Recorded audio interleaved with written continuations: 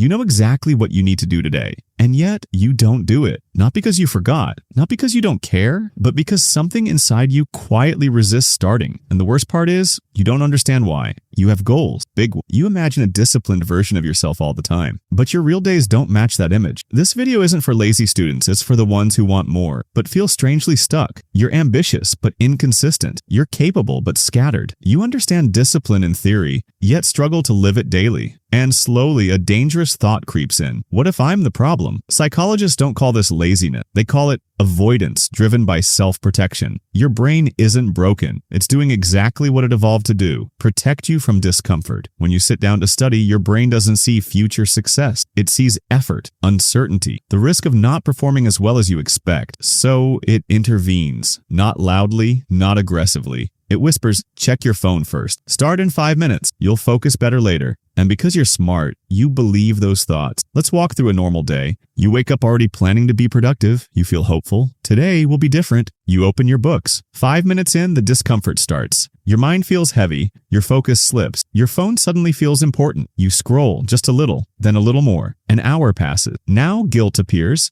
So you promise yourself, I'll make up for it tonight. Night comes. You're tired. You do less than planned. And before sleep, that quiet self-disgust settles in. I wasted another day. Here's the truth most people never tell you. This cycle is not caused by low motivation. It's caused by identity pressure. You don't procrastinate because you don't care. You procrastinate because you care too much. Your ambition creates expectation. Those expectations create fear, and fear makes starting feel dangerous. So your brain chooses comfort over confrontation. This isn't a character flaw. This is your nervous system avoiding threat. And the threat isn't studying. It's the possibility of discovering you're not as good as you hope. Here's the uncomfortable truth. Avoidance feels safe until it quietly becomes who you think you are. The longer you delay, the more you start identifying as the one who never follows through. And that identity hurts more than failure ever could. Inside you, there's a war. Your future self wants growth. Your present brain wants relief. Your future self thinks in years. Your brain thinks in minutes. And every time comfort wins, the gap between who you are and who you want to be grows wider. Perfectionism plays a role here too. If you can't do it properly, your brain would rather not do it at all. So you wait for the perfect mood, the perfect focus, the perfect time. But those conditions rarely arrive. This is where most advice fails you. You don't need more motivation. Motivation is emotional, and emotions are unreliable. What you need is less decision-making, because every time you ask yourself, should I start now? Your brain negotiates its way out. So here's a grounded shift. Stop trying to feel ready. Start creating moments where starting is unavoidable. Not big systems, not dramatic routines, just one small change. Choose a fixed, non-negotiable start signal, not a goal, a signal. Same place, same time, same first action. Even if it's 5 minutes, especially if it's 5 minutes. Not to be productive, but to show your brain that starting isn't danger. Consistency trains safety, intensity trains burnout, and slowly, very slowly, your brain stops panicking at effort. One last thing. You are not weak. You are not undisciplined. You are not failing at life. You're stuck in a psychological pattern, and patterns are learned, which means they can be unlearned. You don't need to become a new person. You just need to stop believing this one habit defines you. So let me ask you something quietly. What if the version of you you're waiting to become is built by starting before you feel ready? And what would happen if today you didn't try to fix everything, but just broke the pattern once? Just once.